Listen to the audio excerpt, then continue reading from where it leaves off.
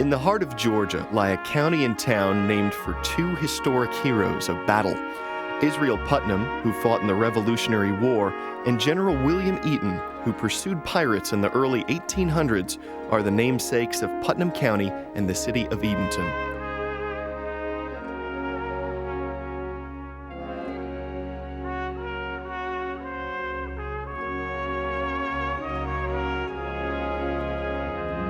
But thousands of years before these men picked up a gun or put out to sea, Native Americans were moving between these trees, hunting their food, conducting their ceremonies, burying their dead.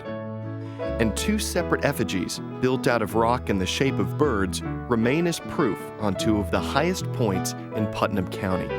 What's not known is who exactly built these monuments and when, though most archaeologists agree they're at least 2,000 years old.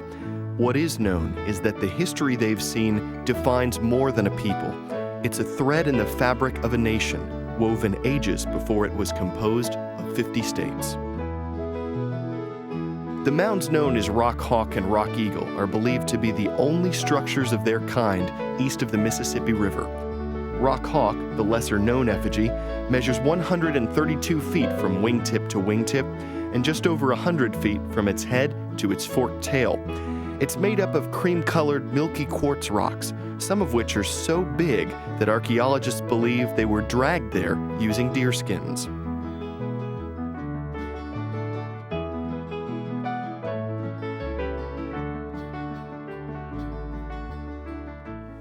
The natives that were here about 2,000 years ago were very small in number. There weren't that many, but they tended to travel on a regular basis through the area, kind of following the seasons, following the wildlife.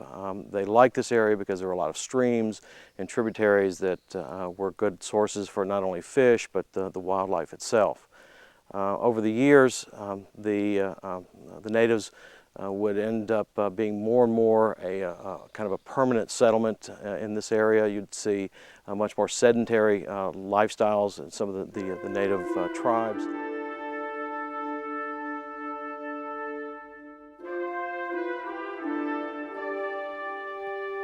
But were the Native Americans who built these birds the first humans in the region? Not according to some researchers. While many believe that ancient people traveled from Asia to North America across a land bridge over the Bering Strait, some archaeologists are now saying that a similar bridge, made of ice, might have connected Europe to North America. Is it possible that this could have been a path of migration? Recent excavations in the Savannah River area have unearthed ancient tools similar to some discovered in Europe, possibly as old as 25,000 years or older. And even if they weren't brought over an ice bridge, some say it's possible that sailors made their way across the Atlantic centuries before Magellan or Columbus sailed the ocean blue.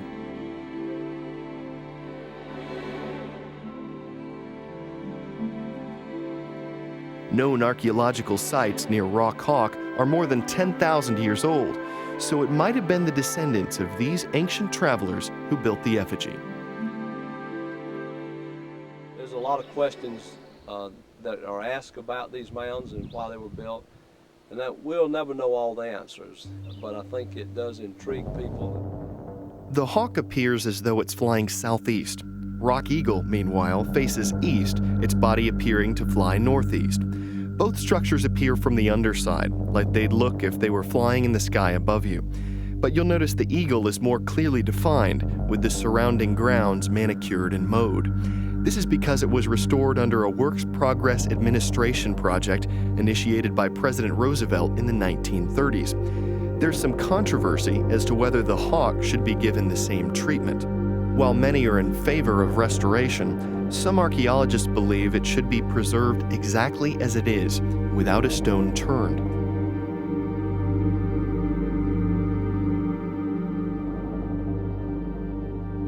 So the current plan is to build an observation tower and interpretive center to explain to visitors what lies before them, but otherwise leave the structure alone. The Rock Hawk Center would be wonderful to interpret the history of the past, of the people that lived here, from looking at the effigy, there was a race of people that lived here that had a lot of very strong abilities to create something without the modern tools that we have today. That's what I personally, I think that's very exciting, because there's beautiful mounds here in the southeastern part of the United States that these people created. Not far from the Hawk is a granite outcropping on the banks of Lake Oconee. Inside it is said to be the devil's footprint. According to legend, the devil once spotted the Hawk and became so frightened that he leapt from this point to nearby Greene County, where a similar formation lies. Such stories are common where the effigies are concerned because they're largely feathered in mystery, with many of the answers lost or forgotten centuries ago. In fact, it's not certain whether these two monuments even were intended to represent an eagle and a hawk, though both types of birds can be spotted in the area. Some archaeologists think the monuments were religious sites since they were kept ceremonially clean. Where I'm standing is the rock hawk effigy behind me, and you see a trench here to my right that is where they did some archaeological digs a number of years ago, and it represents kind of an earlier form of research that we're trying to avoid from this point on, trying to be much more careful to preserve the locations.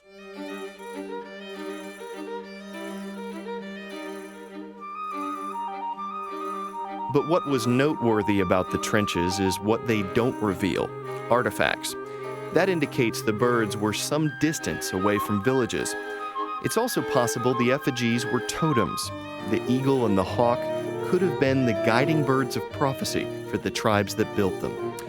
However, it is unlikely that this is what the hawk originally looked like.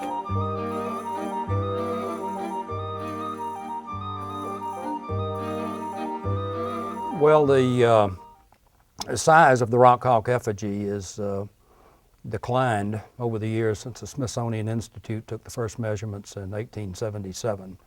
And the problem was, of course, looting and other disturbances in the area. Unfortunately, many archaeological sites in Putnam County are lost. Clearing of the land, looting, other disturbances have lost those items to history. There is a reference to a third bird effigy in Putnam County, but no evidence exists today. There are a number of archaeological sites where the University of Georgia fortunately was able to visit, retrieve some artifacts and protect them, and now they're at the University of Georgia and used for scholarly research.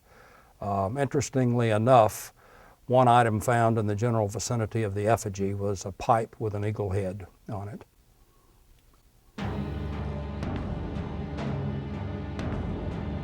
The removal of rocks apparently destroyed a fourth monument called Rock Snake. This was a 200-foot-long effigy with a triangular head composed of 3 rock piles. As with the hawk and the eagle, little is known about why this monument was built. But it was a common practice of native groups to add a stone to a gravesite when they passed it, particularly if it marked the burial of a heroic warrior. This practice might have contributed to the construction of the snake. Looting or replacement of the rocks might have caused its disappearance. And there is folklore surrounding the rock's removal. Thieves beware.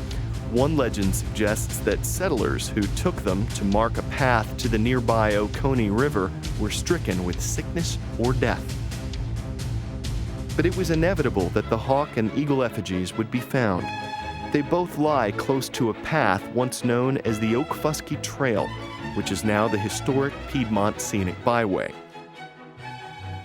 Now, this is like an ancient interstate connecting the Mississippi River with what is now Charleston, South Carolina, and native groups from the Creeks and Cherokees to the Chickasaws and Choctaws trod its path.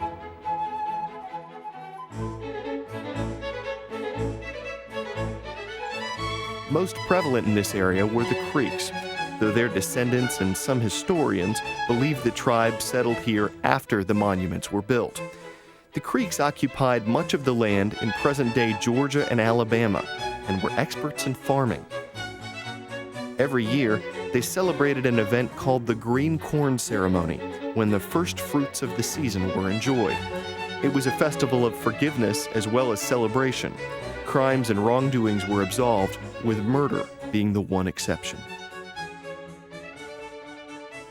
When Spanish conquistador Hernando de Soto led his explorers into modern-day Georgia and across the Okfuskee Trail around 1540, he made contact with the Creeks. The two groups traded. It is believed this was the first time the Creeks acquired pigs. And since Native Americans traditionally cooked their food in large open pits, which the Spanish called barbacoas, some think that Putnam County might have been the birthplace of barbecue. Of course, that's tough to prove. But local historian Larry Moore did a little personal research on the subject. Many in Putnam County believe that barbecue was invented here. In 1540, when De Soto came through the area, he introduced pigs to the area. There were no pigs at all. They traded the pigs to the natives, and the natives cooked on large outdoor grills that the Spanish called barbacoas. And to cook these pigs, they would cook them on the barbacoa. Now, why would it be Putnam County? Why not many other counties in Georgia, or other states for that matter? In fact, traditions are strong in Georgia regarding barbecue. Secret cooking processes, sauce recipes are guarded and passed on secretly from generation to generation. This being the case, we felt it was possible to trace today's barbecue back to its ancient versions. To resolve this issue, we conducted a secret test. And I cannot reveal the process that we use, but I can tell you that it involves the artifacts from these communities along De Soto's path and their barbecue of today. And I was able to get the help of the noted barbecue judge, Dr. Albert S. Duncan, who, when the results were in, exclaimed, "I taste barbecue history in Putnam County." Despite the trade that brought the Spanish and the Creeks together, control of this territory would ultimately tear them apart. In the decades that followed De Soto's contact, Native American traders used the Okfuskee Trail to carry deer pelts to a new English colony called Carolina. And the Creeks eventually aligned with English settlers in fights against the Spanish and Appalachian natives. Where by the time the Europeans showed up in the early 1500s, you saw bands of Native Americans living along rivers like the Ocmulgee, the Oconee, and others through this area. It wouldn't be until the 1700s that you really saw the emergence of what is known as the Creek Confederacy. And this was a result of a number of different tribes in the area coming together and forming a confederacy for safety, not only against the encroachment of Europeans, but just to protect themselves from outside Native American groups that would come in and raid different tribes.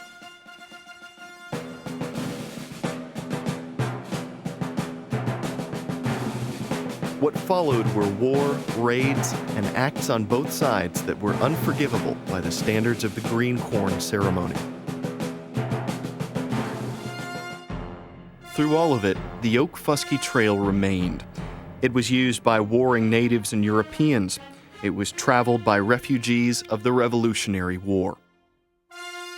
In fact, one of Georgia's greatest Revolutionary War heroes, Elijah Clark, actually tried to form his own country here. The state promised him and his men land in present-day Putnam County for their efforts in the war. But the Creek natives considered that land their own, and they repeatedly attacked the frontier settlers. To appease the Creeks, the U.S. government recognized their ownership in 1790 with the Treaty of New York. But the violence between the Creeks and the settlers escalated. So Clark formed the Trans-Oconee Republic. It consisted of forts built along the Oconee River, used in large part as bases from which the veterans fought the Creek natives. Georgia's governor told Clark to stop. He refused. Officials from the U.S. War Department then got involved. Clark ignored them. At this point, George Washington stepped in and threatened to send federal troops to Georgia, and the governor would support George Washington with Georgia troops as well. This caused a dilemma for Elijah Clark. First of all, the troops he would be fighting were the men he fought alongside of in the Revolutionary War, and this in fact could lead to a civil war in Georgia. So at a fort in what is today Putnam County, Elijah Clark and his men decided to disband. And actually that led to peace for a number of years along the Oconee River.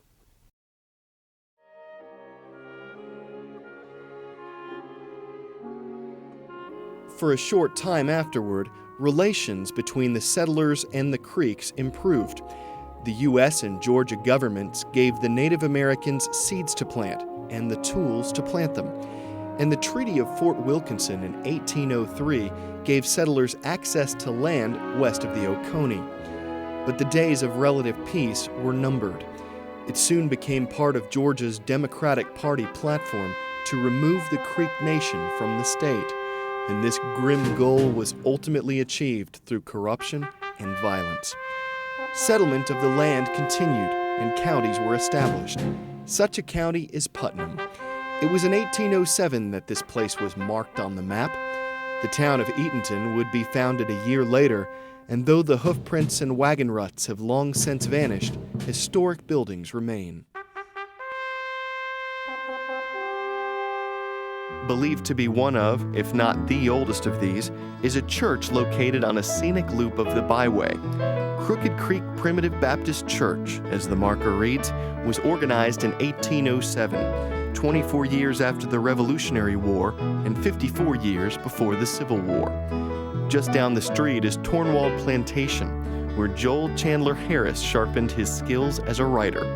While Harris was working on a newspaper published at Tornwald, he became acquainted with the slaves who inspired his Uncle Remus tales. A museum in Eatonton, made from old, local slave cabins, now houses artifacts that these people used every day, never knowing they'd be preserved for generations like ours.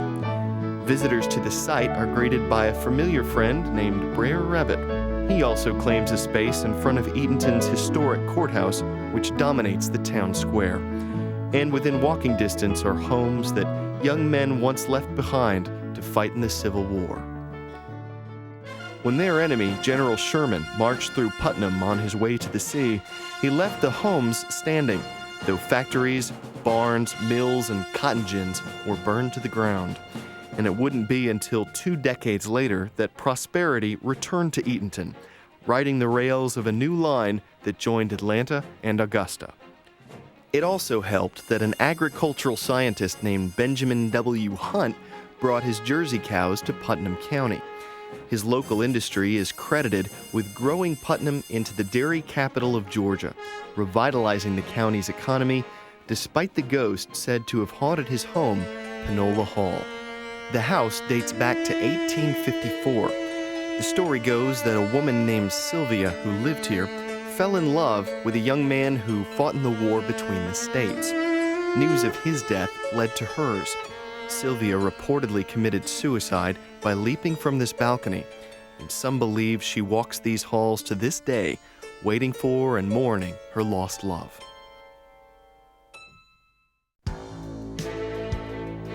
It's difficult to say what Civil War veterans, revolutionary refugees, or early explorers thought of Rock Hawk.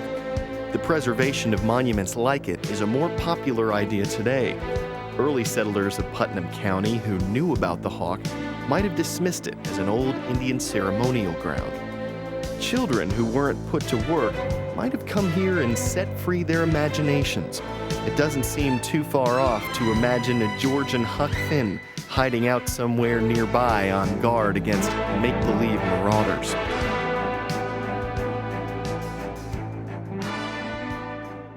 In more modern times, the trials of Putnam County were chronicled by writers like Alice Walker, author of The Color Purple. One house where she spent part of her childhood is now a general store located at the edge of a cornfield.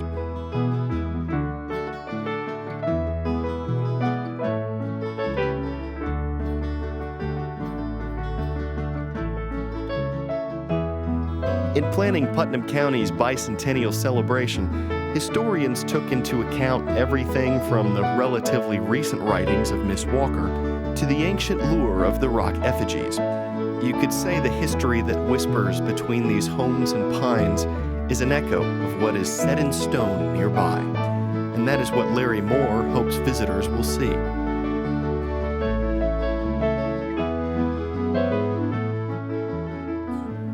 Well, they take away a sense of history, number one. They also take away some of the mystery surrounding the effigies. And it would be nice if all of our histories were complete. We had all the facts, but we don't. And in fact, the mystery adds to the aura of the effigy and other historical and archaeological sites. Everybody likes a story. That adds to the story.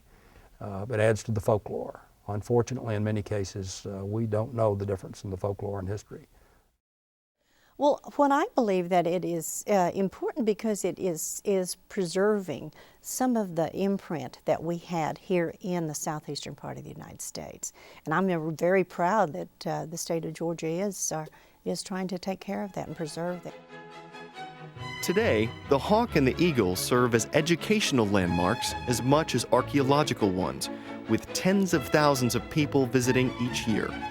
The University of Georgia now owns the land. It was donated by the Georgia Power Company in 1939. At Rock Eagle, we offer educational programs for students and of all ages. And one thing we try to do is let the kids actually hold items. Now, we don't open our cases up with our artifacts, but we do have a collection of artifacts that are a really good thing to share with the kids. So it's actually hands-on. And we want to teach the kids the importance of not collecting things just to take them home, that there's a reason things need to stay in place. And that's all part of the education. We have an archaeology program here, and we want kids to understand the importance of the artifacts, what they were used for, and that one of the huge points of our program is that these people that lived back then were just as smart as we are. They just had different tools, different technologies than we have. Seeing the sites up close makes these effigies more tangible, removing the dust of 2 millennia and bringing a distant history into the present.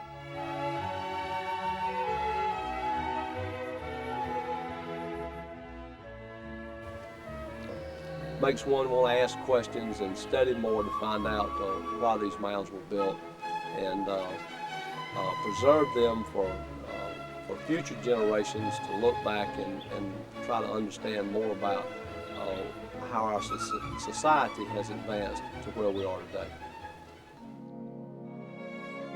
If you go by the Declaration of Independence, this country is less than 350 years old.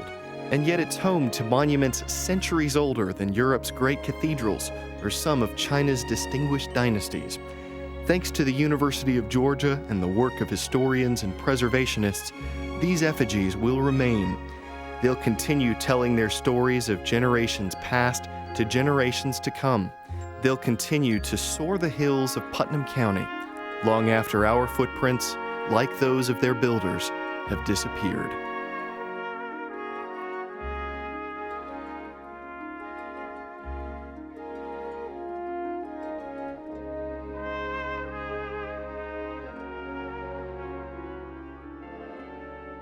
The neatest thing I saw today was the hawk, of course, and it's a very beautiful structure, and it's amazing that these people were able to build it with such primitive tools. They took the effort and time in the hot sun. They took a very good deed of time, so.